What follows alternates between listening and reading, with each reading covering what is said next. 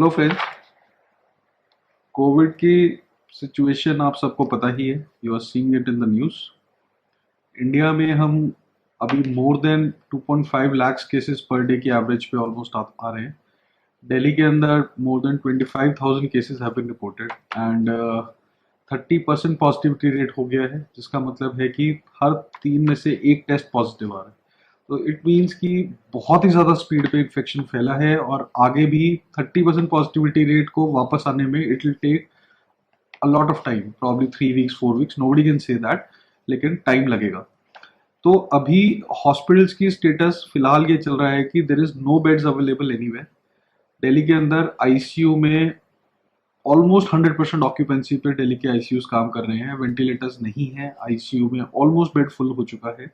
ये आप न्यूज़ में डेली देख ही रहे हैं। जनरल बेड भी जो ऑक्सीजन बेड्स हैं मेजरली 70-80% ऑक्यूपाइड है।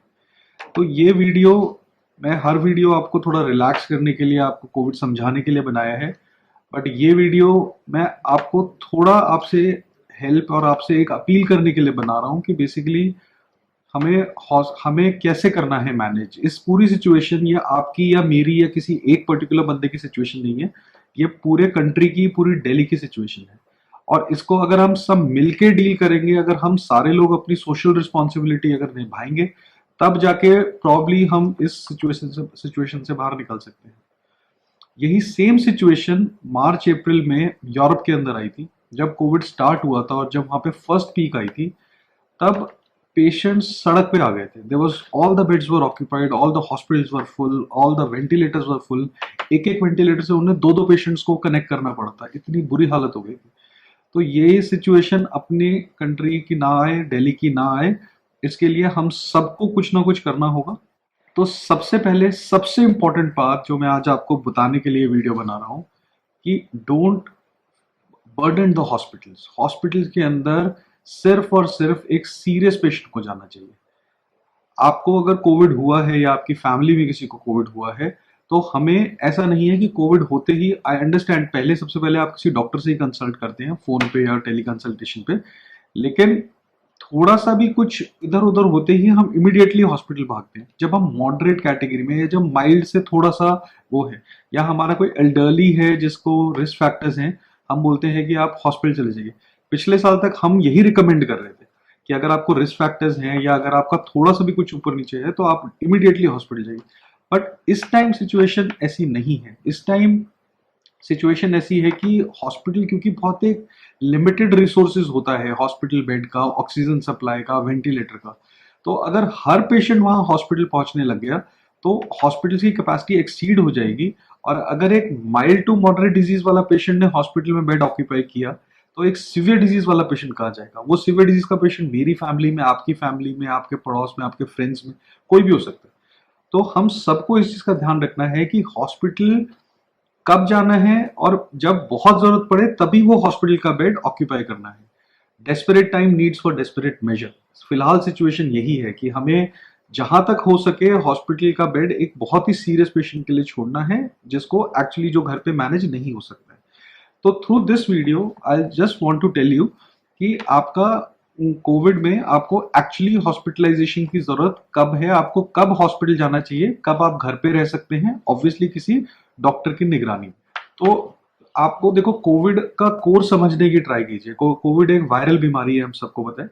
कोविड में जब आपका बुखार शुरू होता है, जो फर्स्ट 5 डेज होते हैं, वो वायरस का टाइम पीरियड है कि आपकी बॉडी में वायरस गया है। वायरस अभी, जैसे हम पिछले कोविड से पहले वायरल बोला करते थे, तो पहले 4-5 दिन उसी तरह से रहता है। पेशेंट को हाई ग्रेड फीवर आएगा, पेशेंट को खांसी होगी, पेशेंट का थोड़ा बॉडी वीक रहेगा, पेशेंट का एपेटाइट कम रहेगा, but this is just a symptoms. अभी ये कॉम्प्लिकेशंस नहीं है। तो पहले 4-5 दिन यूजली पेशेंट को यही रहता है। 5 दिन के बाद ये वायरस बॉडी से खत्म होता है और बॉडी के जो लड़ने की पावर है, जो हमारा इम्यून सिस्टम है, वो वायरस को लड़ने के लिए एक्टिवेट होता है, और वो कभी कभी ज्यादा एक्टिवेट हो जाता है, जिसकी वजह से पेशेंट को प्रॉब्लम होती है। और जो निमोनिया भी बनता है कोविड में, जिस भी पेशेंट को निमोनिया बनता है, वो normally 4th, 5th, 6th day के बाद ही बनना शुरू होता है कि उसका सैचुरेशन फॉल करना शुरू करता है। तो पहले 4 से 5 दिन पेशेंट को एक्चुअली हॉस्पिटलाइजेशन की जरूरत नहीं है, कुछ मेडिसिन की जरूरत है जो आप किसी ना किसी डॉक्टर के साथ कंसल्ट करके अपनी स्टार्ट करेंगे ही। जब 4-5 दिन निकल जाता है उसके बाद पेशेंट्स का फीवर सेटल हो जाना चाहिए, क्योंकि वो वायरल का जो फेज है वो पेशेंट का 4 से 5 दिन का पूरा हो गया है। अगर उसके बाद 6 डे भी पेशेंट को फीवर आता है, तब इसका मतलब कि वायरस हमारा कम है, लेकिन बॉडी का इम्यून रिस्पॉन्स जो है, जिसको मेडिकली साइटोकाइन स्टॉर्म बोलते हैं, वो पेशेंट का बेसिकली स्टार्ट होना शुरू हुआ है। तो उस स्टेज पे मतलब कंसर्न लेना है, लेकिन उस स्टेज पे भी हॉस्पिटल नहीं भागना है, प्रोवाइडेड मेरा ऑक्सीजन सैचुरेशन 95 से के आसपास चल रहा है, कि 95, 96, 97 अगर मेरा चल रहा है, तो इसका मतलब मेरे लंग्स मेरी बॉडी को संभाल पा रहे हैं, मेरे ऑक्सीजन लेवल्स ठीक चल रहे हैं, तो मुझे हॉस्पिटल नहीं जाना है। उस टाइम हमें कुछ अपने ब्लड टेस्ट कराने होते हैं, वो मैंने पहले की वीडियोस में भी आपको बताया हुआ है। उसके बाद अगर मेरा फीवर सेटल नहीं हो रहा है, मेरे ब्लड टेस्ट थोड़े से ऊपर नीचे हैं, वहां पर भी मैं अपने किसी डॉक्टर से कंसल्ट करके उससे कुछ मेडिसिन ले सकता हूँ गोली की फॉर्म में। वो मेडिसिन मेरा बेसिकली घर पे ही मेरे ये फीवर को सेटल करने में, मेरे ब्लड टेस्ट को नॉर्मलाइज करने में हेल्प कर सकता है। इस स्टेज पे भी हमें हॉस्पिटल भागने की जरूरत नहीं है। बट अगर मेरा ऑक्सीजन सैचुरेशन फॉल करने लग जाए, अगर शुरू में मेरा सपोज डे 2 पे जब मेरे को शुरू हुआ था बुखार, तब 97 98 था, लेकिन उसके बाद अगर मैं देख रहा हूँ कि मेरा 5वें 6ठे दिन या 7वें दिन मेरा ऑक्सीजन सैचुरेशन 90 रह गया है, 91 रह गया है, कि प्रोग्रेसिवली धीरे धीरे वो नीचे आ रहा है, तब मेरे को इमीडिएटली हॉस्पिटलाइज होना है, तब मुझे वेट नहीं करना है। दैट इज द टाइम जब हमें ऑक्सीजन या इंजेक्टेबल थेरेपी पेशेंट की स्टार्ट करनी चाहिए। तो और एक्चुअली मैं अभी पिछले 2 हफ्ते से I have been seeing a lot of Covid patients.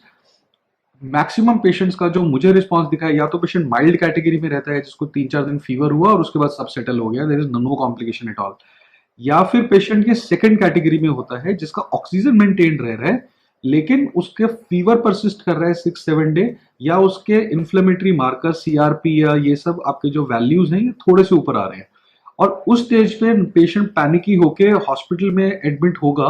उसका ऑक्सीजन ठीक चल रहा था, अगर होगा तो जिस पेशेंट का ऑक्सीजन कम हो गया है फिर वो कहाँ जाएगा, उसके लिए हॉस्पिटल में बेड नहीं बचेगा। तो जो ये बी कैटेगरी है, जहां मेरा ऑक्सीजन ठीक है लेकिन मेरा ये फीवर परसिस्ट किया, या थोड़ा मार्कर्स इधर उधर, ब्लड टेस्ट थोड़े इधर उधर आए हैं, वहां पर भी मैं अपना घर पे ट्रीटमेंट करके अपने ये सारे ट्रीटमेंट कर सकता हूँ। तो ये करके हम साथ में अपना ऑक्सीजन, अपना पल्स रेट और अपना टेम्परेचर चार्ट मेंटेन करेंगे, और वो चार्ट अपने डॉक्टर के साथ प्रॉब्ली डेली या हर ऑल्टरनेट डे शेयर करेंगे, ताकि हमें पता चल सके कि हम कब एक लेवल से नीचे जा रहे हैं कि हमें एडमिट होने की जरूरत है। बट डेफिनेटली अगर ये बी कैटेगरी वाले लोग जिनका ऑक्सीजन ठीक है और जिनके थोड़ा फीवर की वजह से या थोड़ा रिस्क फैक्टर की वजह से वो घबरा के हॉस्पिटल में बेड लेना बंद करेंगे, तो हमारे जो सीरियस पेशेंट हैं जिनको एक्चुअली ऑक्सीजन या आईसीयू या ऑक्सीजन बेड्स की या हॉस्पिटल की जरूरत है, उनको बेड मिल पाएगा। And just remember, this is not about you and me, ये किसी के साथ भी हो सकता है। कल को आपकी फैमिली में कोई बीमार हो सकता है और कल को हो सकता है कि हॉस्पिटल में बेड ना अवेलेबल हो। तो ये हम सबको अपने लिए करना है, अपने फैमिली मेंबर्स के लिए करना है। अपने अपने लिए करेंगे तब हम जाके पूरी ये दिल्ली और पूरी कंट्री के लिए इसको फिजिबल बना पाएंगे। तो this is, I just wanted to talk, क्योंकि अभी daily I am getting calls की बेड्स अवेलेबल करा दो, आईसीयू बेड्स अवेलेबल करा दो, but it is not possible. Government या डॉक्टर या हॉस्पिटल्स की एक लिमिटेड कैपेसिटी होती है हर कंट्री में, मतलब इवन डेवलप्ड कंट्रीज में भी। यूरोप ने जो सिचुएशन मार्च अप्रैल में देखी थी, वो किसी से छुपी नहीं है, वो एवरीबडी नोज अबाउट इट, कि वहां पर हेल्थ इंफ्रास्ट्रक्चर कोलैप्स कर गया था पूरा। तो वहां कर सकता है तो इंडिया में तो वो कर ही सकता है। तो हम सबको सोशली अपना रिस्पॉन्सिबिलिटी रखना है।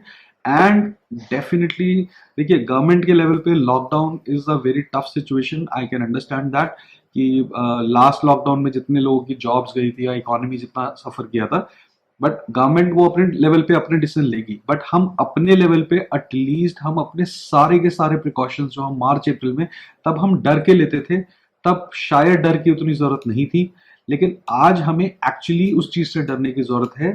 कोविड से नहीं, बट अगर हेल्थ केयर कोलैप्स कर गया तो कल को पेशेंट्स को बहुत प्रॉब्लम होने वाला है। मतलब बेड्स नहीं होगा तो फिर पेशेंट कहाँ जाएगा। तो इस चीज से डरने की बहुत जरूरत है, और इसके लिए हमें पूरी तरह से एक कोविड अप्रोप्रिएट बिहेवियर जो बोलते हैं कि मास्क लगाना है, सोशल डिस्टेंसिंग करनी है, प्लस घर से बाहर जितना कम हो सके निकलना है। मतलब this is not the time कि हम मार्केट में शॉपिंग करने जा रहे हैं या हम रेस्टोरेंट में खाना खाने जा रहे हैं या किसी फ्रेंड से मिलने जा रहे हैं, क्योंकि इतना हाईली इन्फेक्टिव स्ट्रेन है कि मान के चलिए अगर वहां पे कोई है और आपका मास्क थोड़ा सा भी इधर उधर हुआ तो you will definitely catch the disease. इस बार नहीं ऐसा होने वाला कि आप किसी से मिले और आपका मास्क या आपका कोविड अप्रोप्रिएट बिहेवियर नहीं था और आपको इन्फेक्शन ना हो। इस बार ये डेफिनेटली हो, क्योंकि इस बार की इन्फेक्टिविटी बहुत हाई। तो I would request you all to पूरा अच्छे से जितना मैक्सिमम हो सके अपना घर से बाहर मत निकलिए, बहुत अर्जेंट काम के लिए निकलिए। सेल्फ लॉकडाउन अपने ऊपर इम्पोज कीजिए, गवर्नमेंट जब डिसीजन लेगी वो लेगी। और अगर बाहर निकलना भी पड़ता है तो 100% पूरी तरह से कोविड अप्रोप्रिएट बिहेवियर रखिए। And I think I just want you to tell you all this.